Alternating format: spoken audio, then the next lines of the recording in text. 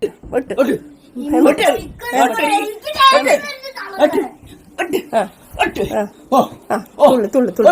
നാളെ യൂട്യൂബിലിടാം. നല്ല തുള്ളു നല്ല. അപ്പൊ ഇതൊക്കെ ഹായ് ഗൈസ്, ഇന്നലെ ഒരു ബ്രേക്ക് ആയിരുന്നു അല്ലേ.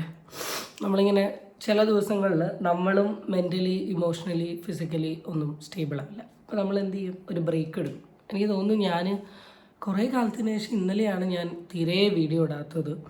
പിന്നെ എൻ്റെ സൗണ്ടും ഒട്ടും ഓക്കെ അല്ല, കേൾക്കുന്ന എത്ര ആൾക്ക് മനസ്സിലാവുന്നുണ്ട് എന്നുള്ള കാര്യം എനിക്കറിയില്ല.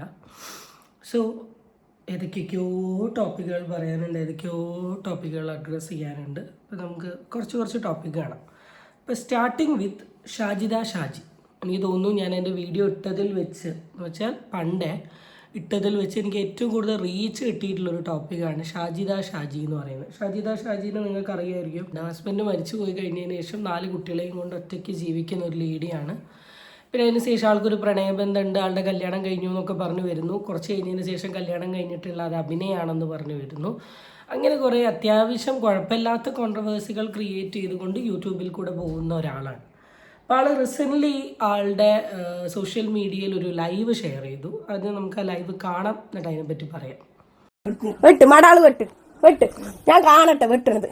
വെട്ട് വെട്ട് വെട്ട് വെട്ട് വെട്ട് വെട്ട് മടാള് എന്തിനാ കൊടുന്ന് വെച്ചിരിക്കണേ തലക്കാമത്ത് എന്നീ മക്കളും കൊല്ലാനാ വെട്ടി കൊല്ലാനാ എന്നാ വെട്ട് വെട്ട് ഇപ്പൊ വെട്ട് ധൈര്യമുള്ള പെണ്ണാണ്. ഇപ്പൊ വെട്ട് ഇപ്പൊ വെട്ട്. ആരാണ് മടാള് കൊടുന്ന് വെച്ചിരിക്കണേ? ആരാ മടാള് കൊടുന്ന് വെച്ചിരിക്കണേ? ആരാ മടാള് കൊടുന്ന് വെച്ച്? വെട്ട് വെട്ട് വെട്ട് വെട്ട് വെട്ട്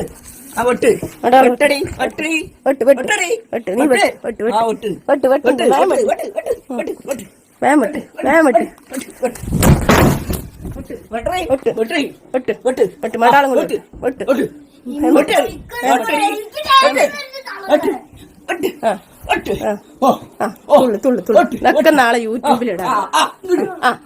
നല്ല തുള്ളു. ഇതാണ് ഫസ്റ്റ് വീഡിയോ. ഇത് ഷാജിദ ഷാജിയുടെ ഉമ്മയാണ്.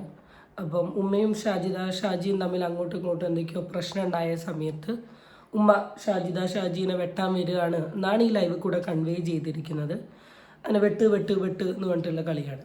ആദ്യം ഇത് സത്യമാണോ എനിക്കറിയില്ല, ചിലപ്പോൾ സത്യമായിരിക്കുമേ.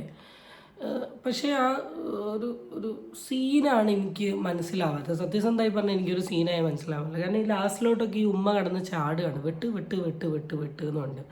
ഇതൊരു തമാശ പോലെയാണ് എനിക്ക് തോന്നിയത് പേഴ്സണലി ഈ വീഡിയോ. ഇനി ചില ആൾക്കാർക്ക് ദേഷ്യം ഇങ്ങനെ മൂത്ത് കഴിയുന്ന സമയത്ത് അവരുടെ സ്വഭാവത്തിൽ വരുന്ന ചില മാറ്റങ്ങളുണ്ടാവും. ഇനി അതാണോ ഇവിടെ കണ്ടതെന്ന് എനിക്കറിയില്ല. ഇതിൽ കാര്യമായിട്ടൊന്നും പറയുന്നില്ല, ഇത്രയേ ഉള്ളൂ. ഷാജിദ ഷാജീൻ്റെ ഉമ്മ ഷാജിദ ഷാജീനെ വെട്ടാൻ വരികയാണ്. അതാണ് ഈ തുടക്കത്തിൽ പറയുന്നത്, വെട്ട് വെട്ട് വെട്ട് വെട്ട് വെട്ട് വെട്ട് വെട്ട്. വേറെ പ്രത്യേകിച്ചൊന്നും ഇതിൽ എനിക്ക് ഒന്നും മനസ്സിലായിട്ടില്ല. വെട്ട് വെട്ട് വെട്ട് വെട്ട് വെട്ട് എന്ന് പറഞ്ഞിട്ടുള്ളൊരു തുള്ളൽ മാത്രമാണ് നടക്കുന്നത്. അപ്പോൾ ഈ ഒരു വിഷയത്തെ പറ്റി ഒന്നും ആൾ പറഞ്ഞിട്ടില്ല. ആൾ ജസ്റ്റ് ലൈവിൽ വന്ന് ഇത്രയേ ഇട്ടിട്ടുള്ളൂ. ഇതിന് ശേഷമുള്ള വീഡിയോയിൽ പറഞ്ഞിട്ടുണ്ടോയെന്ന് അറിയില്ല. ഇതൊരു വീട്ടിലെ ഒരു ഉമ്മയും അല്ലെങ്കിൽ വീട്ടിലെ ഒരു ഉമ്മയും മകളും തമ്മിലുള്ള വഴക്ക്, അതൊരു വെട്ടിലോട്ട് പോകുന്നു. സത്യം പറഞ്ഞാൽ എനിക്ക് ഈ വീഡിയോ ഒന്ന് പ്രത്യേകിച്ച് ഒന്നും മനസ്സിലായില്ല. എനിക്ക് ആദ്യം ഇത് ഫാബ്രിക്കേറ്റ് ചെയ്ത സ്റ്റോറിയാണെന്ന് തോന്നുന്നുണ്ട്. കാരണം ഒരു വെട്ടുന്നതിനൊരു തമാശയായി കാണുന്നു, അല്ലെങ്കിൽ സ്വന്തം ഉമ്മ മോളെ വെട്ടാൻ നോക്കുന്നത് ഒരു ഉളുപ്പുമില്ലാണ്ട് ഇനി വെട്ടാൻ നോക്കുകയാണോ എന്ന് എനിക്കറിയില്ല. ഒരു വെട്ടിൻ്റെ ഒരു സിറ്റുവേഷൻ വരുന്ന സമയത്ത് ആർക്കെങ്കിലും ഒരാൾക്ക് ഫോൺ എടുത്തു കൊണ്ടുപോയി വീഡിയോ ആക്കി പുറത്തിടാൻ പറ്റുമോ എന്ന് എനിക്കറിയില്ല.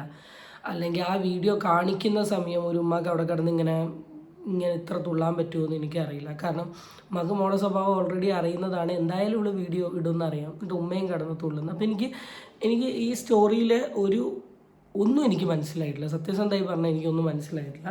പക്ഷെ ഇത് കഴിഞ്ഞതിന് ശേഷം വീണ്ടും ഷാജിദ ഷാജി വന്നിട്ട് എഗെയിൻ ഒരു ലൈവിൽ വന്നിട്ട് ഒരു കാര്യം സംസാരിക്കുന്നുണ്ട്. അപ്പം അത് എന്നെ കുറച്ചും കൂടെ സ്ട്രൈക്ക് ചെയ്തു. നമുക്ക് അതൊന്ന് നോക്കാം. എൻ്റെ മക്കളുടെ ഭാവി എനിക്ക് കിട്ടണം. എൻ്റെ മകന് 6ാം ക്ലാസ് വരെ ഫുൾ A+. 3 കൊല്ലാണ് ഇവിടെ പഠിച്ചിരിക്കുന്നത്. ഈ 3 കൊല്ലം ഇവൻ്റെ മാർക്ക് എത്തിയാണിത് പെണ്ണുങ്ങളും മാർക്ക്. അപ്പോൾ ഈ ഇതിൻ്റെ സ്റ്റാർട്ടിങ്ങിൽ നിന്ന് പറയുകയാണെങ്കിൽ എനിക്ക് ജലദോഷമാണ് ആദ്യം ഞാൻ പറയണം, അതല്ല ഇതിൻ്റെ സ്റ്റാർട്ടിങ് പറയേണ്ടത്. അപ്പോൾ എനിക്ക് മൂക്കിന് ഭയങ്കര ഇറിറ്റേഷൻ ഉണ്ടാവും. അതുകൊണ്ടാണ് ഞാൻ ഈ മൂക്ക് തൊടുന്നത്. അതിലാരും ബുദ്ധിമുട്ടണ്ട, എൻ്റെ മൂക്ക് ഞാനാണ് തൊടുന്നത്. ആൻഡ് ഞാൻ ഈ കൈയും കൊണ്ട് വേറൊന്നും തൊടാനും പോകുന്നില്ല. നമ്മുടെ ബിഗ് ബോസ് കോൺട്രവേഴ്സി എനിക്ക് പെട്ടെന്ന് ഓർമ്മ വന്നത്. ഓക്കെ, അപ്പോൾ ഈ ഒരു പെർട്ടിക്കുലർ വീഡിയോയിൽ എന്താ ആൾ കൺവേ ചെയ്യുന്നതെന്ന് വെച്ചാൽ ആളുടെ മകന് എത്തിംഖാന എന്ന് വെച്ചാൽ അറിയാമല്ലോ, ഈ കുട്ടികളെ പഠിപ്പിക്കുന്ന ഒരു സ്ഥലമാണ്. എന്ന് വെച്ചാൽ അനാഥയായിട്ടുള്ള പിള്ളേരെ ഇപ്പോൾ ഈ പുള്ളിക്കാരിയുടെ ഹസ്ബൻഡ് മരിച്ചു കഴിഞ്ഞതിന് ശേഷം ഇത്രയും കുട്ടികളെ പഠിപ്പിക്കണ്ടേ എന്നൊക്കെ ഒരു ചോദ്യം വന്നപ്പോൾ അന്ന് കൊണ്ടുപോയി ചേർത്തതാണ്. അപ്പോൾ അവിടെ കുട്ടിയുടെ ലൈഫിൽ ഉണ്ടായിട്ടുള്ള എക്സ്പീരിയൻസ് ആണ് ഷെയർ ചെയ്യുന്നത്. അതിൽ ആദ്യം തന്നെ പുള്ളിക്കാരി ഷെയർ ചെയ്യുന്ന ഇത്രയാണ്: നന്നായി പഠിച്ചുകൊണ്ടിരുന്ന ഒരു മകനാണ്. അവനിപ്പോൾ പഠിത്തത്തിന് അല്ലെങ്കിൽ അവൻ്റെ റിസൾട്ട് വന്ന സമയത്ത് അവന് തീരെ മാർക്കില്ല. കാരണം അവിടെയുള്ള ടീച്ചേഴ്സിൻ്റെ പെരുമാറ്റം വളരെ മോശമാണ്. പെണ്ണുങ്ങളും വാട്സപ്പിൽ മെസ്സേജ്, ചാറ്റിങ്, ലവ്, ഇവർക്ക് ഇതൊക്കെയാണ് ഇവിടെ. ഇതാണ് ഇവിടെ നടക്കുന്നത്. Sexual harassment. ഈ ഉബൈദുള്ള പറയുന്ന ഈ ഒരു പ്രിൻസിപ്പാൾ സെക്ഷലായിട്ട് എൻ്റെ മക്കളെ ഹരാസ്മെന്റ് ചെയ്യുക. 12 മണിക്ക് ശേഷം റൂമിൽ വിളിച്ചെടുത്തി വേറുള്ള കാര്യം. ഇപ്പൊ പറഞ്ഞിട്ടുള്ള അലിഗേഷൻ 3 വലിയൊരു അലിഗേഷനാണ്. ശരിയാണോ തെറ്റാണോ എന്നുള്ള കാര്യമൊന്നും എനിക്കറിയില്ല. ഉബൈദുള്ള എന്ന് പറയുന്ന ആളുടെ പേരാണ് ഇവിടെ പറഞ്ഞിട്ടുള്ളത്. എനിക്ക് ആരാ ഈ ഉബൈദുള്ള എന്നും അറിയില്ല. പക്ഷെ ഇവിടെ പറഞ്ഞ കാര്യങ്ങൾ സെക്ഷൽ ഹറാസ്മെൻറ്റ് കുട്ടികൾ നേരിടുന്നുണ്ട് എന്ന രീതിയിലാണ് പറഞ്ഞത്. രാത്രി 12 മണിക്ക് ശേഷം കുട്ടീനെ റൂമിലോട്ട് വിളിച്ചു കൊണ്ടുവന്ന് മോശമായ രീതിയിൽ പല കാര്യങ്ങളും പ്രവർത്തിക്കുന്നു, അല്ലെ പല കാര്യങ്ങളിലോട്ടും ഫോഴ്സ് ചെയ്യുന്നു. അവിടെയുള്ള ടീച്ചേഴ്സ് പല പുരുഷന്മാരുമായിട്ട് വേണ്ടാത്ത രീതിയിൽ ചാറ്റ് കാര്യങ്ങളൊക്കെ ചെയ്യുന്നു. ഈ സ്വഭാവം ആയതുകൊണ്ടാണ് കുട്ടിക്ക് മാർക്ക് കിട്ടാത്തത്, അല്ലെ ഇങ്ങനെ നേരിടുന്നുണ്ട് എന്നാണ് പറഞ്ഞത്. അപ്പോൾ ഇത് എത്ര ആൾക്കാരുടെ ശ്രദ്ധയിലോട്ട് എത്തി, എത്ര ആൾക്കാർ ഇതെടുത്ത് സംസാരിച്ചു, എത്ര ആൾക്കാർ ഇതെടുത്ത് റിയാക്ട് ചെയ്തു എന്നുള്ള കാര്യങ്ങളൊന്നും എനിക്കറിയില്ല.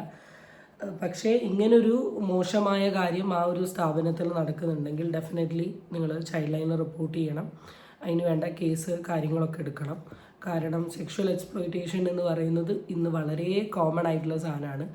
പല സ്ഥലങ്ങളിലും പല ആൾക്കാരും നേരിടുന്നുണ്ട്, കുട്ടികളിലും ഇത് നേരിടുന്നുണ്ട്. അപ്പോൾ കുട്ടികൾ ഇത് 1% കുട്ടികളും തുറന്നു പറയില്ല. തുറന്നു പറഞ്ഞ് നിങ്ങൾ അറിഞ്ഞിട്ടുണ്ടെങ്കിൽ അതിന് കൊടുക്കേണ്ട ആക്ഷൻസ് നിങ്ങൾ എടുത്തേ പറ്റൂ. ഇല്ലെങ്കിൽ അതൊരു തരത്തിലുള്ള ട്രോമ കുട്ടികളിലാവാനുള്ള ചാൻസ് വളരെ കൂടുതലാണ്. ഇപ്പം അത് ട്രോമയായി നിങ്ങൾ അറിയില്ല, ഭാവിയിലോട്ടാണ് ട്രോമയായി അറിയുക. സോ ഈ ഒരു അലിഗേഷൻ വളരെ വലിയൊരു അലിഗേഷനാണ്. അവൻ ഇവിടെ നിലമ്പൂരുള്ളതാണ്. ഉബൈദുള്ള 30 വർഷം അവന്റെ സ്ഥാപനത്തിൽ നിന്നിട്ട് വന്നാണ്. 2 പെൺകുട്ടികളുടെ ഉപ്പയാണ്. പേരക്കുട്ടികൾ 70 വയസ്സായവനാണ് സെക്ഷൽ ഹരാസ്മെന്റ് ചെയ്യുന്ന കുട്ടികളെ. അതുപോലെ തന്നെ എൻ്റെ കുട്ടികളെ തല്ല, ട്രൗസർ അയച്ചിട്ട് തല്ല, വേറെല്ലാം ചെയ്യാൻ മറ്റു മക്കളുടെ മുന്നിൽ മാനം കെടുത്ത എന്തിനിങ്ങനെ ചെയ്യണം? എനിക്ക് പഠിപ്പിക്കാൻ കഴിവില്ലാത്തതുകൊണ്ടല്ല ഇവിടെ കൊടുന്നു. 2 പെൺമക്കളുടെ പിതാവാണെന്നും 70 വയസ്സുള്ള ആളാണെന്നും പേരക്കുട്ടിയുള്ള ആളാണെന്നും പുള്ളിക്കാരിയുടെ മകനോട് വളരെ മോശമായിട്ട് പെരുമാറിയിട്ടുണ്ട് എന്ന രീതിയിലുള്ള സ്റ്റേറ്റ്മെൻറ്റും കാര്യങ്ങളൊക്കെയാണ് ആൾ പറയുന്നത്. ഇത് പക്ക നിങ്ങൾക്ക് ചൈൽഡ് ലൈനിൽ റിപ്പോർട്ട് ചെയ്യാൻ പറ്റുന്ന ഒരു സാധനം മാത്രമേ ഉള്ളൂ. നിങ്ങൾക്ക് എന്തായാലും ഇതുമായി ബന്ധപ്പെട്ടിട്ട് കേസ് മുന്നോട്ട് പോകാം. അങ്ങനെ ഒരു തെറ്റ് ചെയ്തിട്ടുണ്ടെങ്കിൽ അതിന് കിട്ടേണ്ട അല്ലെങ്കിൽ കിട്ടേണ്ട സാധനം ആൾക്ക് കിട്ടിയേ പറ്റൂ. അപ്പോൾ അതിനെ റിലേറ്റ് ചെയ്തിട്ട് ഇനിയും നിങ്ങൾക്ക് എന്ത് ചെയ്യാൻ പറ്റും?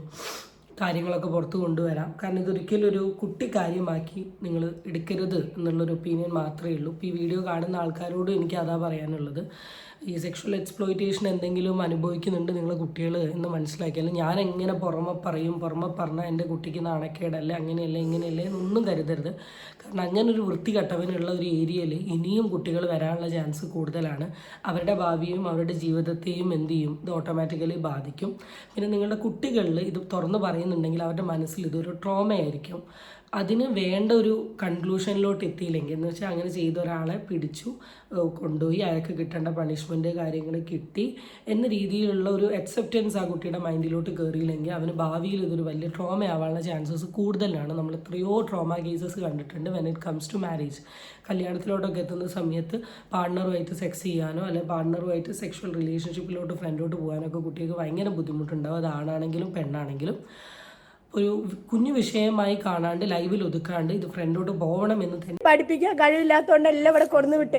ഇവിടെ കുട്ടികൾ ഫ്രണ്ട്സിൻ്റെ കൂടെ പോയിട്ട് കഞ്ചാവ് പിടിച്ചു എന്ന് പറഞ്ഞപ്പോൾ ഞാൻ എൻ്റെ മക്കളെ ഇവിടെ സേഫ്റ്റി ആയിട്ട് കൊടുന്നതാണ്. എൻ്റെ അടുത്ത് റിസ്വാന ടീച്ചറിൻ്റെ ഹസ്ബൻഡും ബാക്കിയുള്ളവരൊക്കെ പറഞ്ഞെന്നാണ് ഞാൻ ഈ സ്ഥാപനത്തിൽ കൊടുന്നു വിട്ടത്.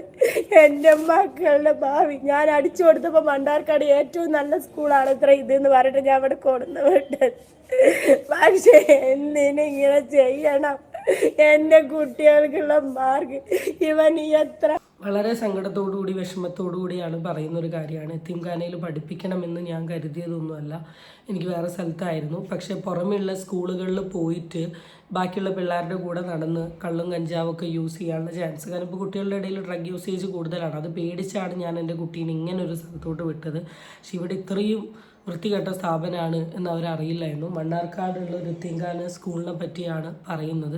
അപ്പോൾ ആ സ്കൂളിൽ പഠിക്കുന്ന ഏതെങ്കിലും കുട്ടികളോ അല്ലെങ്കിൽ അവിടെയുള്ള ഏതെങ്കിലും കുട്ടികളുടെ പാരൻസോ ഈ വീഡിയോ കാണുന്നുണ്ടെങ്കിൽ നിങ്ങൾ ചെന്ന് നിങ്ങളുടെ മക്കളോടും ചോദിക്കുക, അവരും ഇതുപോലെ എന്തെങ്കിലും തരത്തിലുള്ള മാനസിക ശാരീരിക ബുദ്ധിമുട്ട് അവിടുത്തെ ആളുടെ കയ്യിൽ നിന്ന് അനുഭവിക്കുന്നുണ്ടോ എന്നുള്ളത്. ഉണ്ടെങ്കിൽ നിങ്ങളും എന്തായാലും ഇതിനുള്ള ആക്ഷൻ എടുത്തേ പറ്റൂ.